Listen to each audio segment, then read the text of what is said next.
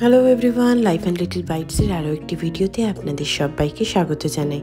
আশা করি আপনারা সবাই খুব ভালো আছেন। সকাল এখন 6:10, সকাল এখনও হয়নি। চলুন মায়ের আশীর্বাদ নিয়ে আরও একটা নতুন দিন শুরু করি। গৌরী উঠে পড়েছিল সকালবেলায়, তাই আমরাও উঠে পড়েছি।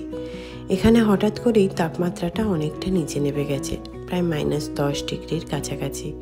তাই আশেপাশে বরফ জমে আছে এখনও। কাল রাত্রে অনেকক্ষণ স্নোফলস হয়েছে যখন আমরা ঘুমোচ্ছিলাম। সকালে যখন উঠলাম তখনও দেখি বেশ স্নোফলস হচ্ছে। দেশ থেকে আসার পরে এটা ছিল বোধহয় সব থেকে ঠান্ডা দিন যেটা আমরা ফেস করলাম। আগে থেকেই বারবার ফোনে নোটিফিকেশন আসছিল যে তাপমাত্রা প্রায় -10-এর নিচে থাকবে, আর হলোও তাই। পুরো রাস্তাঘাট সমস্ত সাদা চাদরে মুড়ে গেছে। এমনকি বাইরের লবির যে ব্লোয়ারটা সেটাও ভালোভাবে কাজ করছিল না এই ঠান্ডার মধ্যে।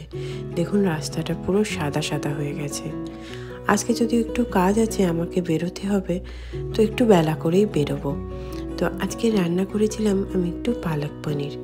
গৌরীকে রান্নাটা সকাল সকাল ছেড়ে দেখলাম অনেকগুলো পালং শাক রয়েছে। পালং শাকটা বেসিক্যালি গৌরীকের জন্যই আনা, সেদিন ইন্ডিয়া বাজার থেকে এনেছিলাম। তবে রোজ রোজ পালং শাক দেওয়া ছোটো বাচ্চাদের তো ঠিক নয়, তাই 4-5 দিন দেওয়ার পরে আমি এটা রান্না করে নিচ্ছি। আবার সামনের বাড়ি গিয়ে ফ্রেশ পালং শাক নিয়ে আসবো, সেটা ভেবেই এই পালং শাকের প্রস্তুতি। পালক পনিরটা তাড়াতাড়ি রেডি করে নিয়ে আর তারপরে বেরোবো কাজে। আমার মতো কে কে আছো যারা পালক পনির খেতে এবং বানাতে ভালোবাসো, আমায় কমেন্ট করে জানিও। আগে আমি ঠিক ভালো বানাতে পারতাম না পালক পনিরটা। এখন দেখি বারবার প্রচেষ্টার ফলে একটা ভালো রেজাল্ট দিচ্ছে, খেতেও বেশ ভালো হচ্ছে। চলুন এবার বেরিয়ে পড়ি। যাচ্ছি আমি কস্টকোর উদ্দেশ্যে। আজ প্রথমবার যাব কস্টকোতে, দেখি কেমন অভিজ্ঞতা হয়। রাস্তাঘাট এখনও ভিজে, রাস্তার ধারে ধারে বরফ জমে রয়েছে। যখন আমি বেরোচ্ছিলাম ঘড়িতে কাঁটা প্রায় 12টার দিকে, তাতেও এই অবস্থা ছিল। রাতভর এত তুষারপাত হয়েছে যে কোণে কোণে থাকা বরফগুলো তখনও পড়ে রয়েছে রাস্তার ধারে। স্বাভাবিক স্কুল টুল সব ছুটি, কারণ ক্রিসমাস। এই সুন্দর রাস্তাগুলো দিয়ে যেতে যে এত ভালো লাগে। ওই যে দূরে দেখা যাচ্ছে আমাদের সোসাইটি, আর এটা হচ্ছে গেথার্সবার্গ স্কুল। এখানে এরকম ছোট ছোট কাঠের অ্যাপার্টমেন্টও আছে, আবার ইন্ডিভিজুয়াল বাড়িও আছে। লক্ষ্য করলাম অধিকাংশরাই নিজেদের বাড়ি মনের মতো করে সাজিয়েছেন। হয়তো অ্যাপার্টমেন্টে যারা থাকেন তারা ভেতরটা সাজিয়েছেন, বাইরেটা সাজাতে পারেননি। তবে ছোট্ট ছোট্ট বাড়ি এবং তাদের লনে খুব সুন্দর সুন্দর করে ওনারা ক্রিসমাসের জন্য সাজিয়ে রেখেছেন। বেশ ভালো লাগছিল যাওয়ার সময় দেখতে। এখানে রাস্তায় বেরোলে আশপাশটা দেখতে দেখতেই মন ভরে যায়। গাড়িতে ব্লোয়ার চললেও বাইরে ঠান্ডা কিন্তু মারাত্মক। দেখুন লেকটা কেমন জমে গেছে। এটা না গেথার্সবার্গ ফায়ার স্টেশন। ওই দিক থেকে বেশ বড় দেখাচ্ছিল, কিন্তু তখন আমাদের গাড়ির সামনে আরেকটা গাড়ি থাকায় ওই দিকের ভিডিওটা নিতে পারিনি।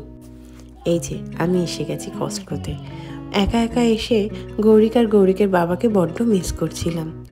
তবে কস্টকোতে এসে প্রজাপতি বিস্কিট দেখতে পাবো এই আশা যদিও করিনি, কিন্তু দেখে মনটা ভরে গেল।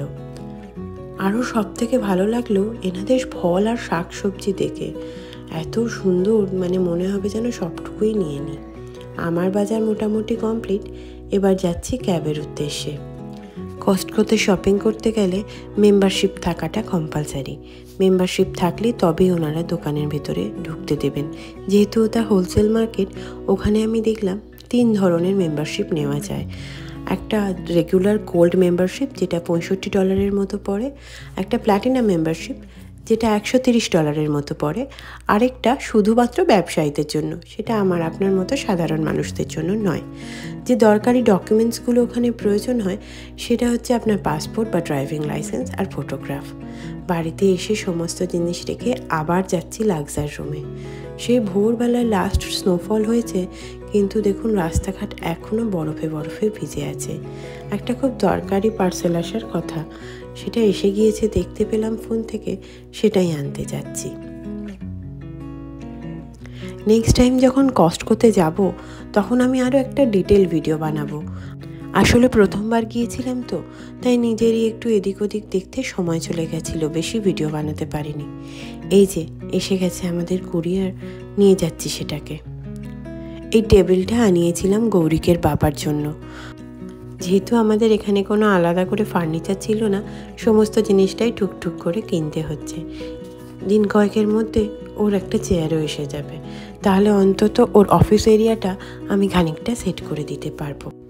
গৌরীকে চলছে খেলাধুলো, আমরা একটু গরম গরম ফার্ম পিৎজা আনিয়েছিলাম, সেটাই আনতে যাব। আর ভিডিওটাও এখানে শেষ করব।